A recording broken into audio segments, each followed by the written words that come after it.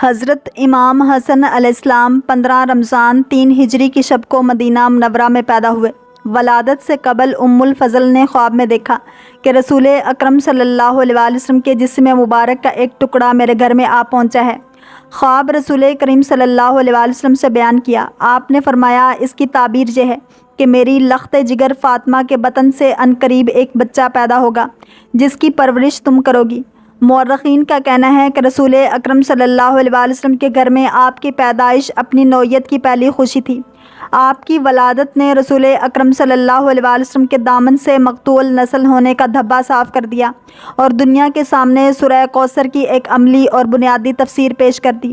یہ مسلمہ حقیقت ہے کہ امام حسن علیہ السلام پیغمبر اسلام صلی اللہ علیہ وسلم کے نواسے تھے، لیکن قرآن نے انہیں فرزند رسول صلی اللہ علیہ وسلم کا درجہ دیا ہے اور اپنے دامن میں جا بجا آپ کے تذکرہ کو جگہ دی ہے، جو خود سرور کائنات صلی اللہ علیہ وسلم نے بے شمار احادیث آپ کے متعلق ارشاد فرمائی ہیں۔ ایک حدیث میں ہے کہ حضرت صلی اللہ علیہ وسلم نے ارشاد فرمایا کہ میں حسنین کو دوست رکھتا ہوں اور جو انہیں دوست رکھتا ہے اسے بھی قدر کی نگاہ سے دیکھتا ہوں۔ ایک صحابی کا بیان ہے کہ میں نے رسول کریم صلی اللہ علیہ وسلم کو اس حال میں دیکھا کہ وہ ایک کندھے پر امام حسن علیہ السلام کو اور ایک کندھے پر امام حسین علیہ السلام کو بٹھائے ہوئے لے جا رہے ہیں اور باری باری دونوں کا منہ چومتے جاتے ہیں۔ ایک صحابی کا بیان ہے کہ ایک دن حضرت صلی اللہ علیہ وسلم نماز پڑھ رہے تھے اور حسنین کریمین آپ کی پشت پر سوار ہو گئے۔ کسی نے روکنا چاہا تو حضرت نے اشارہ سے منع فرما دیا۔ ایک صحابی کا بیان ہے کہ میں اس دن سے امام حسن علیہ السلام کو بہت زیادہ دوست رکھنے لگا ہوں جس دن میں نے رسول اکرم صلی اللہ علیہ وسلم کی آغوش میں بیٹھ کر انہیں داڑھی سے کھیلتے دیکھا۔ ایک دن سرور کائنات صلی اللہ علیہ وسلم امام حسن علیہ السلام کو کاندھے پر سوار کیے ہوئے کہیں لے جا رہے تھے۔ ایک صحابی نے کہا کہ اے ساجزادے، تمہاری سواری کس قدر اچھی ہے۔ یہ سن کر حضرت صلی اللہ علیہ وسلم نے فرمایا، یہ کہو کہ کس قدر اچھا سوار ہے۔ امام بخاری اور امام مسلم لکھتے ہیں کہ ایک دن رسول اکرم صلی اللہ علیہ وسلم امام حسن علیہ السلام کو کندھے پر بٹھائے ہوئے فرما رہے تھے، خدایا میں اسے دوست رکھتا ہوں، تو بھی اس سے محبت کر۔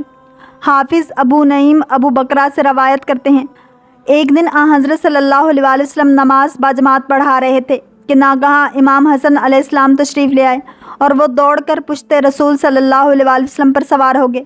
یہ دیکھ کر رسول کریم صلی اللہ علیہ وسلم نے نہایت نرمی کے ساتھ سر اٹھایا۔ اختتام نماز پر آپ سے اس کا تذکرہ کیا گیا تو فرمایا، یہ میرا گل امید ہے، یہ میرا بیٹا سید ہے، اور دیکھو یہ عنقریب 2 بڑے گروہوں میں صلح کرائے گا۔ امام نسائی عبداللہ ابن شداد سے روایت کرتے ہیں کہ ایک دن نماز عشاء پڑھانے کے لیے حضرت صلی اللہ علیہ وسلم تشریف لائے۔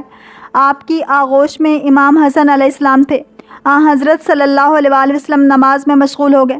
جب سجدہ میں گئے تو اتنا طول دیا کہ میں یہ سمجھنے لگا کہ شاید آپ پر وحی نازل ہونے لگی ہے۔ اختتام نماز پر آپ سے اس کا تذکرہ کیا گیا تو فرمایا کہ میرا فرزند میری پشت پر آ گیا تھا، میں نے یہ نہ چاہا کہ اسے اس وقت تک پشت سے اتاروں جب تک کہ وہ خود نہ اتر جائے، اس لیے سجدہ کو طول دینا پڑا۔ حکیم، ترمذی، نسائی اور ابو داؤد نے لکھا ہے کہ حضرت ایک دن محو خطبہ تھے کہ حسنین کریمین آ گئے اور امام حسن علیہ السلام کے پاؤں دامن ابا میں اس طرح الجھے کہ زمین پر گر پڑے۔ یہ دیکھ کر حضرت صلی اللہ علیہ وسلم نے خطبہ ترک کر دیا اور ممبر سے اتر کر انہیں آغوش میں اٹھا لیا اور ممبر پر تشریف لے گئے۔ جا کر خطبہ دوبارہ شروع فرمایا۔ مورخین کا اتفاق ہے کہ امیر معاویہ جو میدان سیاست کا کھلاڑی اور مکر و زور کی سلطنت کا تاجدار تھا، امام حسن علیہ السلام سے وعدہ اور معاہدہ کے بعد ہی سب سے مکر گیا۔ تاریخ کامل ابن اسیر میں ہے کہ معاویہ نے کسی ایک چیز کی بھی پرواہ نہ کی اور کسی پر عمل نہ کیا۔ امام ابو الحسن علی بن محمد لکھتے ہیں، جب معاویہ کے لیے امر سلطنت استوار ہو گیا تو اس نے اپنے حاکموں کو جو مختلف شہروں اور علاقوں میں تھے یہ فرمان بھیجا کہ اگر کوئی شخص ابو تراب اور اس کے اہل بیت کی فضیلت کی روایت کرے گا تو میں اس سے بری الذمہ ہوں۔ جب یہ خبر تمام ملکوں میں پھیل گئی اور لوگوں کو معاویہ کا منشا معلوم ہو گیا تو تمام خطیبوں نے ممبروں پر سب و شتم اور منقصت امیر المومنین پر خطبہ دینا شروع کر دیا۔ کوفہ میں زیاد ابن ابی جو کئی برس تک حضرت علی علیہ السلام کے عہد میں ان کے اعمال میں رہ چکا تھا، وہ شیعان علی کو اچھی طرح سے جانتا تھا، مردوں، عورتوں، جوانوں اور بوڑھوں سے اچھی طرح آگاہ تھا۔ اسے ہر ایک رہائش اور کونوں اور گوشوں میں بسنے والوں کا پتہ تھا۔ اسے کوفہ اور بصرہ دونوں کا گورنر بنا دیا گیا تھا۔ اس کے ظلم کی یہ حالت تھی کہ شیعہ نے علی علیہ السلام کو قتل کرتا اور بعضوں کی آنکھوں کو پھوڑ دیتا اور بعضوں کے ہاتھ پاؤں کٹوا دیتا تھا۔ اس ظلم عظیم سے سینکڑوں تباہ ہو گئے، ہزاروں جنگلوں اور پہاڑوں میں جا چھپے۔ بصرہ میں 8,000 آدمیوں کا قتل واقع ہوا، جن میں 42 حافظ اور قاری قرآن تھے۔ ان پر محبت علی علیہ السلام کا جرم عائد کیا گیا تھا۔ حکم یہ تھا کہ علی علیہ السلام کے بجائے عثمان رضی اللہ تعالیٰ عنہ کے فضائل بیان کیے جائیں، اور علی علیہ السلام کے فضائل کے متعلق یہ فرمان جاری تھا کہ ایک ایک فضیلت کے عوض 10 منقصت و مذمت تصنیف کی جائیں۔ یہ سب کچھ امیر المومنین علیہ السلام سے بدلہ لینے اور یزید کے لیے زمین خلافت ہموار کرنے کی خاطر تھا۔ مورخین کا اتفاق ہے کہ امام حسن علیہ السلام اگرچہ صلح کے بعد مدینہ منورہ میں گوشہ نشین ہو گئے تھے، لیکن معاویہ آپ کے درپے آزار رہا۔ اس نے بار بار کوشش کی کہ کسی طرح امام حسن علیہ السلام اس دار فانی سے ملک جادوانی کو روانہ ہو جائیں، اور اس سے ان کا مقصد یزید کی خلافت کے لیے زمین ہموار کرنا تھا۔ چنانچہ اس نے 5 بار آپ کو زہر دلوایا، لیکن ایام حیات باقی تھے، زندگی ختم نہ ہو سکی۔ بالآخر شاہ روم سے ایک زبردست قسم کا زہر منگوا کر محمد ابن اشعث یا مروان کے ذریعے سے جادہ بنت اشعث کے پاس امیر معاویہ نے بھیجا اور کہلا دیا کہ جب امام حسن علیہ السلام شہید ہو جائیں گے تب ہم تجھے 1,00,000 درہم دیں گے اور تیرا عقد اپنے بیٹے یزید کے ساتھ کر دیں گے۔ چنانچہ اس نے امام حسن علیہ السلام کو زہر دے کر ہلاک کر دیا۔ مفسر قرآن صاحب تفسیر حسینی علامہ حسین وائس کاشفی رقم تراز ہیں کہ امام حسن علیہ السلام مصالحہ معاویہ کے بعد مدینہ منورہ میں مستقل طور پر فروکش ہو گئے تھے۔ آپ کو اطلاع ملی کہ بصرہ میں رہنے والے محبان علی علیہ السلام کے اوپر چند اوباشوں نے شبخون مار کر ان کے 38 آدمی ہلاک کر دیے ہیں۔ امام حسن علیہ السلام اس خبر سے متاثر ہو کر بصرہ کے لیے روانہ ہو گئے۔ آپ کے ہمراہ عبداللہ ابن عباس رضی اللہ تعالیٰ عنہ بھی تھے۔ راستے میں بمقام موصلی سعد موصلی جو جناب مختار ابن ابی عبیدہ ثقفی کے چچا تھے کہ وہاں قیام فرمایا۔ اس کے بعد وہاں سے روانہ ہو کر دمشق سے واپسی پر جب آپ موصل پہنچے تو باصر ارشدید ایک دوسرے شخص کے ہاں مقیم ہوئے، اور وہ شخص معاویہ کے فریب میں آ چکا تھا اور مال و دولت کی وجہ سے امام حسن علیہ السلام کو زہر دینے کا وعدہ کر چکا تھا۔ چنانچہ دوران قیام میں اس نے 3 بار حضرت کو کھانے میں زہر دیا، لیکن آپ بچ گئے۔ امام کے محفوظ رہ جانے سے اس شخص نے معاویہ کو خط لکھا کہ 3 بار زہر دے چکا ہوں، مگر امام حسن علیہ السلام ہلاک نہیں ہوئے۔ یہ معلوم کر کے معاویہ نے زہر حلال الارسال کیا اور لکھا کہ اگر اس کا ایک قطرہ بھی دے سکا تو یقیناً امام حسن علیہ السلام ہلاک ہو جائیں گے۔ مدینہ میں اس وقت مروان بن حکم والی تھا۔ اسے معاویہ کا حکم تھا کہ جس صورت سے ہو سکے امام حسن علیہ السلام کو ہلاک کر دو۔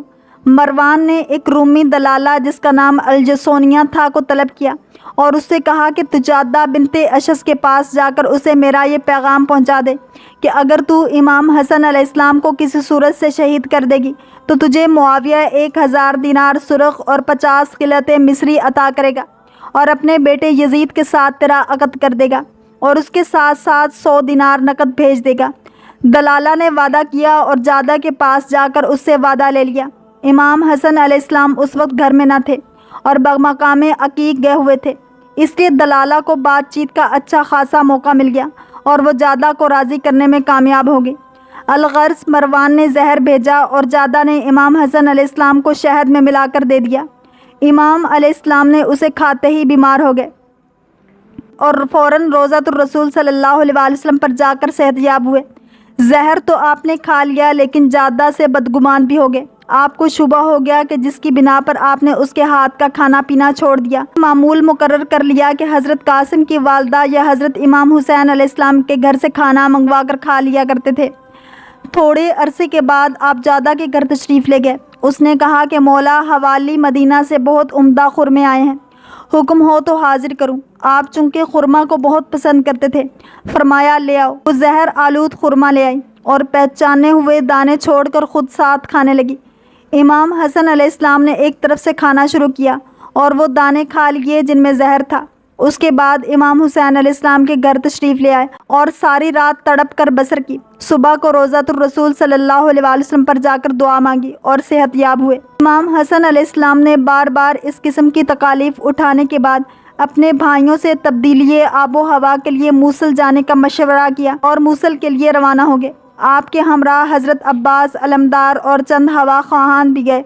اب بھی وہاں چند دن نہ گزرے تھے کہ شام سے ایک نابینا بھیج دیا گیا اور اسے ایک عصا دیا گیا جس کے نیچے لوہا لگا ہوا تھا جو زہر میں بھجا ہوا تھا۔ اس نابینا نے موصل پہنچ کر امام حسن علیہ السلام کے دوستداران میں سے اپنے آپ کو ظاہر کیا اور موقع پا کر ان کے پیر میں اپنے عصا کی نوک چبھو دی۔ زہر جسم میں دوڑ گیا اور آپ علیل ہو گئے۔ جراح علاج کے لیے بلایا گیا۔ اس نے علاج شروع کیا۔ نابینا زخم لگا کر روپوش ہو گیا تھا۔ 14 دن کے بعد جب 15ویں دن وہ نکل کر شام کی طرف روانہ ہوا تو حضرت عباس علمدار کی اس پر نظر جا پڑی۔ آپ نے اس سے عصا چھین کر اس کے سر پر اس زور سے مارا کہ سر شگافتہ ہو گیا اور وہ اپنے کیفر کردار کو پہنچ گیا۔ اس کے بعد جناب مختار اور ان کے چچا سعد موصلی نے اس کی لاش جلا دی۔ چند دنوں کے بعد حضرت امام حسن علیہ السلام مدینہ منورہ واپس تشریف لے گئے۔ مدینہ منورہ میں آپ ایام حیات گزار رہے تھے۔ الیسونیہ دلالہ نے پھر مروان جادہ سے سلسلہ جنبائی شروع کر دی اور زہر حلاحل اسے دے کر امام حسن علیہ السلام کا کام تمام کرنے کی خواہش کی۔ امام حسن علیہ السلام چونکہ اس سے بدگمان ہو چکے تھے اس لیے اس کی آمد و رفت بند تھی۔ اس نے ہر چند کوشش کی لیکن موقع نہ پا سکی۔ بالآخر ایک رات 50 ہجری کو وہ اس جگہ جا پہنچی جس مقام پر امام حسن علیہ السلام سو رہے تھے۔ آپ کے قریب حضرت زینب و ام کلثوم سو رہی تھیں اور آپ کی پایتی کنیزیں محو خواب تھیں۔ جادہ اس پانی میں زہر حلاحل ملا کر خاموشی سے واپس آئی جو امام حسن علیہ السلام کے سرہانے رکھا ہوا تھا۔ اس کی واپسی کے تھوڑی دیر بعد ہی امام حسن علیہ السلام کی آنکھ کھلی۔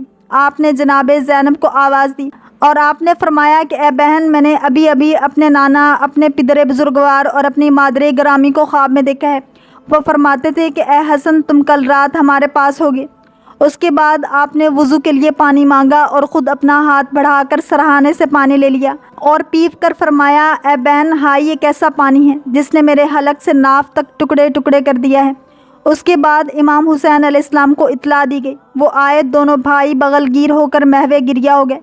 اس کے بعد امام حسین علیہ السلام نے چاہا کہ ایک کوزہ پانی خود پی کر امام حسن علیہ السلام کے ساتھ نانا کے پاس پہنچے۔ امام حسن علیہ السلام نے پانی کے برتن کو زمین پر پٹک دیا، وہ چور چور ہو گیا۔ راوی کا بیان ہے کہ جس زمین پر پانی گرا تھا وہ ابلنے لگی تھی۔ الغرض تھوڑی دیر کے بعد امام حسن علیہ السلام کو خون کی قے آنے لگی۔ آپ کے جگر کے 70 ٹکڑے تشت میں آ گئے۔ آپ زمین پر تڑپنے لگے۔ جب دن چڑھا تو آپ نے امام حسین علیہ السلام سے پوچھا کہ میرے چہرے کا رنگ کیسا ہے؟ سبز ہے۔ آپ نے فرمایا کہ حدیث معراج کا یہی مقتضا ہے۔ لوگوں نے پوچھا کہ مولا حدیث معراج کیا ہے؟ فرمایا کہ شب معراج میرے نانا نے آسمان پر 2 قصر، ایک زمرد کا، ایک یاقوت سرخ کا دیکھا تو پوچھا کہ اے جبرائیل، یہ دونوں قصر کس کے لیے ہیں؟ انہوں نے عرض کی، ایک حسن کے لیے اور دوسرا حسین کے لیے۔ پوچھا دونوں کے رنگ میں فرق کیوں ہے؟ کہا حسن زہر سے شہید ہوں گے اور حسین تلوار سے شہادت پائیں گے۔ یہ کہہ کر آپ سے لپٹ گئے اور دونوں بھائی رونے لگے اور آپ کے ساتھ در و دیوار بھی رونے لگی۔ اس کے بعد آپ نے جادہ سے فرمایا، افسوس تو نے بڑی بے وفائی کی، لیکن یاد رکھ تو نے جس مقصد کے لیے ایسا کیا ہے اس میں کامیاب نہ ہوگی۔ اس کے بعد آپ نے امام حسین علیہ السلام اور بہنوں سے کچھ وصیتیں کی اور آنکھیں بند فرما لیں۔ پھر تھوڑی دیر کے بعد آنکھ کھول کر فرمایا، اے حسین، میرے بال بچے تمہارے سپرد ہیں۔ پھر بند فرما کر نانا کی خدمت میں پہنچ گئے۔ انا للہ و انا الیہ راجعون۔ امام حسن علیہ السلام کی شہادت کے فوراً بعد مروان نے جادہ کو اپنے پاس بلا کر 2 عورتوں اور ایک مرد کے ساتھ معاویہ کے پاس بھیج دیا۔ معاویہ نے اسے ہاتھ پاؤں بندھوا کر دریائے نیل میں یہ کہہ کر ڈلوا دیا کہ تو نے جب امام حسن علیہ السلام کے ساتھ وفا نہ کی تو یزید کے ساتھ کیا وفا کرے گی۔ اللہ کریم ہم سب کو دین اسلام کی پیروی کرنے والا اور عشق مصطفیٰ صلی اللہ علیہ وآلہ وسلم نصیب فرما۔ اگر آپ کو یہ ویڈیو پسند آئی ہے تو لائک، شیئر اور سبسکرائب کرنا مت بھولیے تاکہ ایسے ہی اسلامک انفارمیٹیو ویڈیوز آپ تک پہنچتی رہیں۔